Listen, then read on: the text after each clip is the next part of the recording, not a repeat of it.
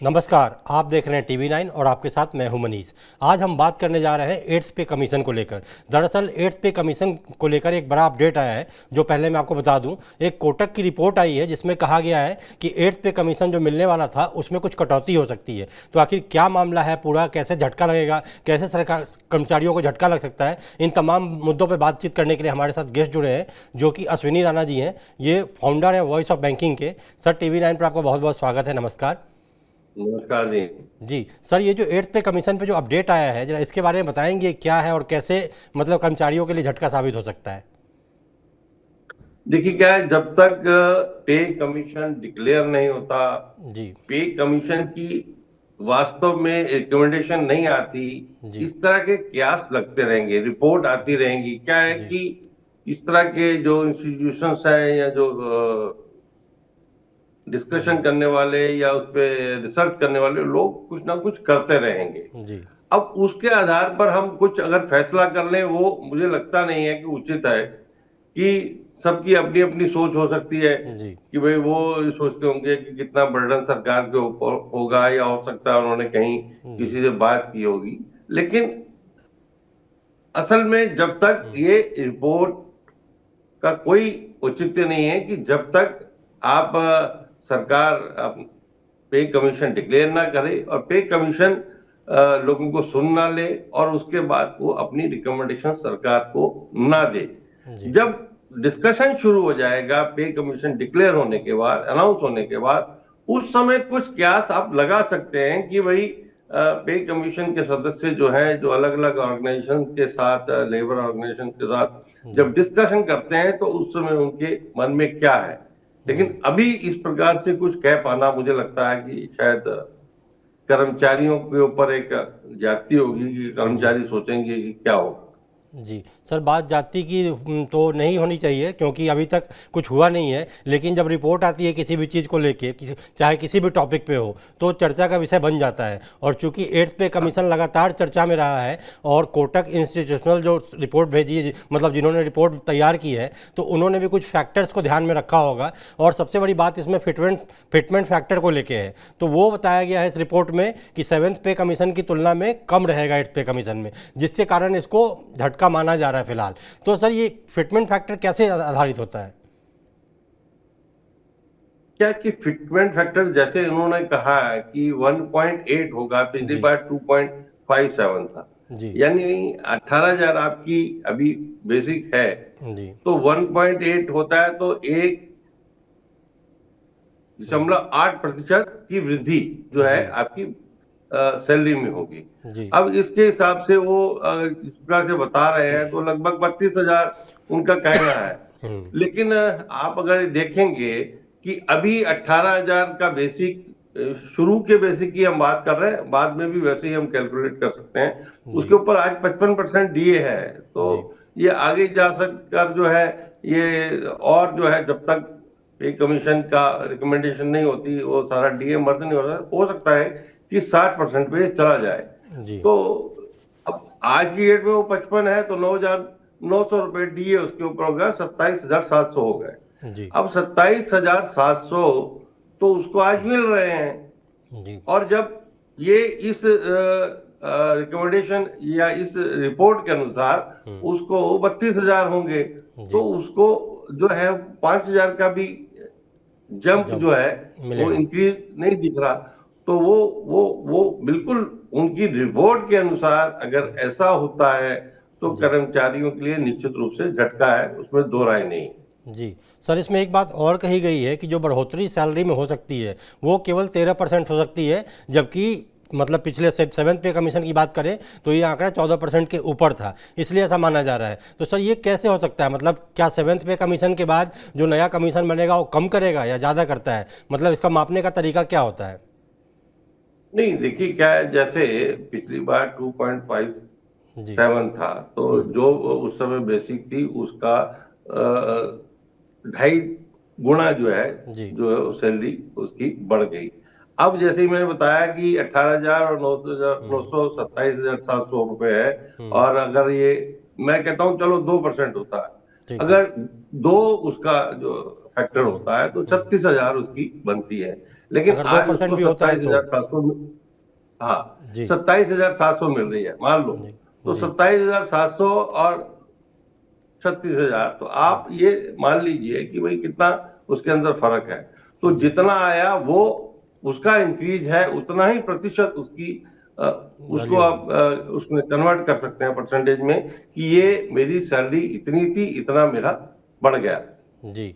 तो सर एक बात जो निकल के आती है कि ये पहली बात जो आम लोगों के मन में सवाल है, हमारे सोशल मीडिया पे भी कई सारे सवाल पूछे गए, इसलिए मैं इस सवाल को उठा रहा हूँ यहाँ पे, कि एक तो कमीशन तय कैसे होता है, और दूसरा इसमें कौन कौन से लोग होते हैं जो ये कमीशन की मतलब तैयारी करते हैं, क्योंकि ये लंबा लंबा प्रोसेस होता है। और इसीलिए सरकार ने बोला भी है कि गठन की मंजूरी तो मिली है, लेकिन चूंकि ये 2026 में लागू होने की बात की जा रही है, तो इसीलिए अभी से ये मतलब तैयारियां चल रही हैं। तो सर इसको जरा खुल के बताएंगे, मतलब कैसे होता है सारा। भाई अलग अलग तरह के ब्यूरोक्रेट्स भी उसमें हो सकते हैं, उसके जी अंदर जो कैलकुलेशंस के आर्थिक विशेषज्ञ भी हो सकते हैं, तो वो सारे जो है, जो एचआर के लोग हैं वो भी हो सकते हैं। जी और वो लोग अलग अलग यूनियंस, यानी जो हम्म वर्किंग सेक्टर के हैं, अलग अलग रेलवे हम्म है, डिफेंस है, बाकी सब है, हम्म उनके साथ वो मिलते हैं, अलग अलग स्टेट्स में मिलते हैं, उनसे जो है उनकी क्या डिमांड्स हैं वो हम्म सब कलेक्ट करते हैं, और उसके बाद वो निर्धारित करते हैं कि भाई इनकी कितनी बढ़ोतरी होनी चाहिए, मतलब क्योंकि ये 10 साल का एक इसका टर्म रहता है, तो जी 10 साल के बाद हो रहा है, और 10 साल तक जो है क्या स्थिति रहेगी, देश की कैसी रहेगी, जी आर्थिक क्या रहेगी, और कितनी आदमी की जरूरतें रहेंगी, एक परिवार को कितना जो है वो कम से कम आज के महंगाई के युग में आज क्या उसकी एक्सपेक्टेड है, और 10 साल तक उसकी क्या जरूरतें रहेंगी, तो वो सारी चीजों को कैलकुलेट करके ये फाइनली निर्धारित करते हैं। जी सर। सर इसमें इस रिपोर्ट में एक जो बात की गई है, ग्रेड सी कर्मचारियों की बात कही गई है। तो चूंकि ग्रेड सी कर्मचारियों की संख्या बहुत ज़्यादा होती है, और इस रिपोर्ट की अगर माने तो इनको सबसे ज़्यादा लाभ मिलेगा ग्रेड सी वालों को। तो सर ये कैसे तय तय होता है, जरा इसको बताएंगे, और कितना मिलेगा लाभ, क्या मिलेगा। जी सर। नहीं, इनके अनुसार तो कोई वो रिपोर्ट तो खुद ही कह रही है कि जो है उनको कोई बहुत ज्यादा लाभ जो है वो नहीं मिलने वाला, क्योंकि जी उनकी जैसे जैसे आपकी सैलरी बढ़ती जाएगी, या जी आप ऊपर हायर पोजीशन में या हायर स्केल में है, हम्म तो उसका क्वांटम बड़ा जी हो जाएगा अकॉर्डिंगली। जी मतलब अगर 18,000 है तो आप उसको मान सकते हैं कि 36,000, हम्म 1 पॉइंट सॉरी 2 फैक्टर के कारण आपका 50,000 अभी बेसिक है, तो आपकी मतलब डबल हो जाएगी उससे, जी तो 1 लाख हो जाती है। तो ये क्वांटम ऐसा हमें दिखता है कि जितनी हम्म हमारी बड़ी बेसिक है, हम्म जितना हमारा स्केल बड़ा है, उतना ही हमें बड़ा दिखता है कि भाई इनको ज्यादा इंक्रीज हो गया, लेकिन ओवरऑल चेंज जो है इंक्रीज उतना ही होता। जी सर, आप कह रहे हैं कि मतलब जितना इंक्रीज होगा उतना ही होता है, लेकिन सर यहाँ बात जो कर रहे हैं इस रिपोर्ट के मुताबिक कि ग्रेड सी कर्मचारियों के बता रहे हैं कि कुल कर्मचारियों की संख्या में सबसे ज़्यादा संख्या जो होती है वो ग्रेड सी कर्मचारियों की होती है। करीब करीब इस रिपोर्ट के मुताबिक 90% हिस्सा इनका आता है। और इनका इसमें यह भी कहा गया है कि इस मतलब इनकी सैलरी ज़्यादा बढ़ाने का मकसद ये है ताकि इनके खाते में ज़्यादा पैसा मिले, इन्हें ज़्यादा पैसा मिल सके, ताकि लिक्विडिटी मतलब मार्केट में ही घूम फिर के आएगी। तो सर ये क्या बताना चाह रही है रिपोर्ट, ये थोड़ा सा कंफ्यूजन आम जनता को, पब्लिक को दूर करने के लिए मैं आपसे पूछ रहा हूँ। नहीं नहीं, वो तो मैंने जैसे बताया ना कि जो फैक्टर्स पे कमीशन के मेंबर जो है जी वो काम करते हैं, वो यही काम करते हैं, और इस तनख्वाह को बढ़ाना उसका मकसद भी होता है कि आज जो महंगाई दर है वो दस जी साल तक क्या रहेगी, उसकी जरूरतें कैसे बढ़ेंगी, तो जी उसकी जरूरतों के हिसाब से उसकी जो तनख्वाह है, सैलरी है, उसको बढ़ाया जाए, जी ताकि उसके पास इतना पैसा हो कि वो अपना गुजारा भी कर ले और जी कुछ सेविंग भी कर ले। तो वो गुजारा जो है, गुजारे को वो खर्च करता है, तो जी जितना पैसा वो खर्च करेगा वो मार्केट में इनफ्लो होगा, यानी जितना भी हम खर्च करते हैं वो ही तो जाके अल्टीमेटली जीडीपी का हिस्सा बनता है। जी कंजम्पशन, अगर कंजम्पशन नहीं होगी, आपको सैलरी मिलती जाए और आप पॉकेट में डालते जाएं, जी आप उसको खर्च नहीं करें, जी तो उसका कोई उपयोग नहीं है इकोनॉमी में। इकोनॉमी में वही है कि आपका पैसा आया, पैसा आपने खर्च किया, वो पैसा और कहे, यानी वो रोटेशन में वो जो है पैसा जो है चलता जाए, तो ही इकोनॉमी जो है वो सरवाइव करती है, चलती जी है, और उसमें कंजम्पशन जो है वो सबसे बड़ा फैक्टर है।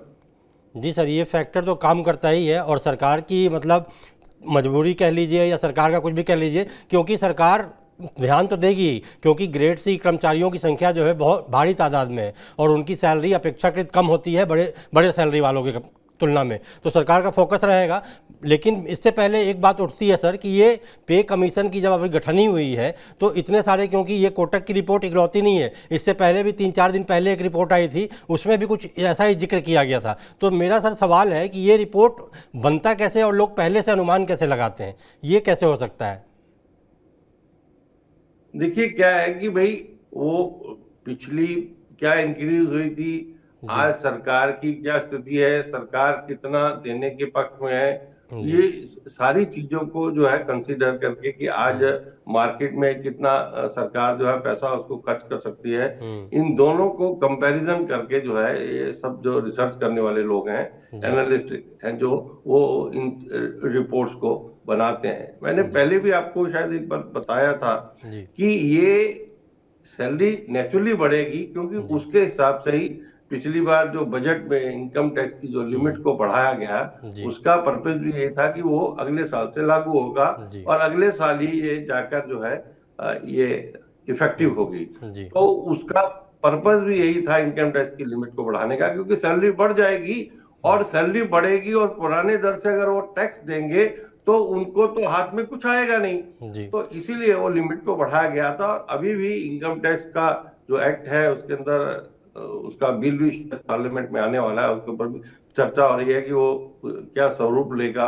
तो इसलिए ये जो फैक्टर्स रहते जी हैं रिपोर्ट के, एनालिस्ट के, वो सारा डाटा जो है मार्केट से भी स्टडी करते हैं, अलग अलग ऑर्गेनाइजेशन से भी करते हैं कि भाई कितना जो है ये फंड्स इनके पास अवेलेबल हैं, जी सरकार जो है वो कितना दे सकती है, उस देने के हिसाब से वो जो किटी सामने आती है जी उसको अगर डिवाइड करते हैं तो किस प्रकार से इंक्रीज संभव हो सकता है। जी जी सर, ये आपने सही कहा सर। एक दूसरा सवाल जो मन में आता है लोगों के कि इसका केवल, क्योंकि केंद्र सरकार तो सरकारी कर्मचारियों के लिए घोषणा करती है या कमीशन बनाती है, तो क्या इसके बाद राज्य सरकारें भी इस पर अमल करती हैं? जैसा कि मतलब कई कई चीज़ों में देखा जाता है, जैसे पीएफ में हो या और भी कई सारे फंड होते हैं, तो क्या कमीशन में भी इस तरह की कुछ बातें होती हैं? देखिए कमीशन जो है वो केंद्रीय कर्मचारियों के लिए है, जी लेकिन जो स्टेट गवर्नमेंट्स हैं, स्टेट गवर्नमेंट्स उस रिकमेंडेशन को ही जो एक्सेप्ट करती हैं और वो भी अपने कर्मचारियों को देते हैं। लेकिन बहुत सारे समय देखा जाता है कि स्टेट गवर्नमेंट जो है वो इमीडिएट उसी डेट से नहीं देती, वो थोड़े समय के बाद जो है वो जो लाभ है उसका जी पे कमीशन का वो अपने कर्मचारियों को देते हैं, क्योंकि स्टेट्स की जो फाइनेंशियल कंडीशन है वो और केंद्र सरकार की फाइनेंशियल कंडीशन में जमीन आसमान का फर्क होता है। कि केंद्र सरकार के पास फंड्स की एक अपनी सीमा है और स्टेट गवर्नमेंट के पास फंड्स की अपनी सीमा है, लेकिन फिर भी कर्मचारियों को कोई भी सरकार है, चाहे वो स्टेट की है या सेंट्रल की है, जी वो नाराज नहीं करना चाहता, क्योंकि सरकार के बहुत सारे ऐसे काम है जो कि सेंट्रल और स्टेट गवर्नमेंट के एम्प्लॉइज के द्वारा ही चलाए जा रहे हैं। जी जी सर, एक सर आप अब आते हैं सरकार का जो बोझ है मतलब बढ़ता है। जैसे 7th पे कमीशन पे आंकड़ों की बात करें तो करीब करीब 1.02 लाख करोड़ का बोझ पड़ा था सरकार पे कमीशन के कारण। इस बार जो बताया जा रहा है इस रिपोर्ट के मुताबिक कि 8th पे कमीशन अगर सरकार लागू करती है तो सरकार पर 2.4 लाख करोड़ से लेकर 3.4 लाख करोड़ का खर्चा बढ़ेगा। तो सर ये खर्चा बढ़ता है तो फिर सरकार इसको मैनेज कैसे करती है? जी सर। देखिए सरकार के पास जो है फंड्स जनरेट करने के अलग अलग तरीके हैं, वही वो डायरेक्ट इनडायरेक्ट टैक्सेस से जी सरकार जो है रेवेन्यू अपना इकट्ठा करती है, और ज्यादातर जो सैलरी है उसी से जो है वो पे की जाती है। लेकिन जी बहुत बार हमने देखा है कि लेकिन वो जो कैपिटल एक्सपेंडिचर के लिए सरकारें जो है कई बार लोन लेती हैं, वो जी रिजर्व बैंक से लेती हैं या बाहर के किसी कंट्रीज से लेती हैं, वो जीरो लेवल इंटरेस्ट होता है। तो सरकार के पास जो लिमिट है जो जी जो सैलरी देने की, वो ज्यादातर उसका जो फोकस है, टारगेट है, वो टैक्सेस है, और टैक्सेस के आधार पर ही सरकार, इसलिए सरकार को कोई समस्या आती दिखती नहीं है, क्योंकि आप देखेंगे कि जीएसटी का कलेक्शन हो या इनकम जी टैक्स का कलेक्शन हो, वो हर क्वार्टर जो है वो बढ़ता जा रहा है। जी। मतलब सर, सरकार मतलब पूरी कोशिश करती है कि वो किसी तरह से वो अपने फंड्स को मैनेज करके कर्मचारियों को राहत दे, और इसलिए सरकार हर कमीशन में कुछ ना कुछ बढ़ोतरी तो करती है, ये बात तो है। सर अब आते हैं थोड़ा डीए के ऊपर, क्योंकि ये भी बहुत इंपॉर्टेंट पार्ट होता है किसी भी कर्मचारी के लिए, महंगाई भत्ता जिसको बोलते हैं। तो इसमें कैसे कैलकुलेशन होता है महंगाई भत्ता का सर? क्योंकि अक्सर देखा जाता है कि मान लीजिए जो बेसिक सैलरी है उसमें जो डीए है वो कितना है, एक पहली बात तो उसका हिस्सा कितना होता है, और दूसरा अगर बढ़ता है तो दोनों में से क्या ज़्यादा बढ़ता है? जी सर। नहीं नहीं, बेसिक तो आपकी फिक्स रहेगी जी सर। आपका डीए जो है वो हर 6 महीने बाद केंद्रीय कर्मचारियों का सरकार बढ़ाती है। जी वो पिछले 6 महीनों में जो कंज्यूमर प्राइस इंडेक्स है, यानी महंगाई दर क्या है, जी कितनी महंगाई बढ़ी है, उसके अकॉर्डिंगली जो है सरकार वो डीए को अनाउंस कर देती है, बढ़ोतरी करती है। तो अभी जैसे 55% है, तो और मुझे लगता है कि ये आते आते जो है भी कमीशन ये 60% तक हो जाएगा। तो इसलिए जी बेसिक तो उतनी रहेगी, लेकिन डीए बढ़ने के कारण उसकी जो नेट टेक होम है वो भी बढ़ती जाती है। दूसरा एक और फैक्टर जो इसके अंदर है कर्मचारियों के, वो उन लोगों के लिए कि जिनका जो एचआरए लेते हैं, यानी जी हाउस रेंट अलाउंस लेते हैं, जी जिनका अपना मकान नहीं है लेकिन वो एचआरए के नाम से, जी तो वो भी एक अच्छी खासी रकम होती है, क्योंकि वो भी आपके बेसिक के ऊपर ही काउंट करता है। जी तो पिछली बार पहले वो 30% था, फिर सरकार ने उसको 24% कर दिया, लेकिन फिर वो लिंक कर दिया डीए के साथ कि भाई जैसे जैसे डीए बढ़ेगा तो उसी स्लैब में अगर 50% है तो इतना रहेगा, और जी 50 से बढ़ा तो इतना हो जाएगा। तो अल्टीमेटली अभी वो 30% हो गया, जो बड़े शहरों के लिए, छोटे के लिए 18 है, 10 है, जी 3 स्लैब है उसमें। तो वो भी बढ़ना, वो भी कर्मचारियों की जो सैलरी है उसके अंदर एक एडिशनल होता है, क्योंकि जो अभी मिल रहा है 30%, 18,000 के ऊपर, तो वो लगभग 5400 आप उसको मान सकते हैं, तो वो भी बढ़ेगा। जब जी बेसिक बढ़ जाएगी तो आपका एचआरए भी बढ़ जाएगा।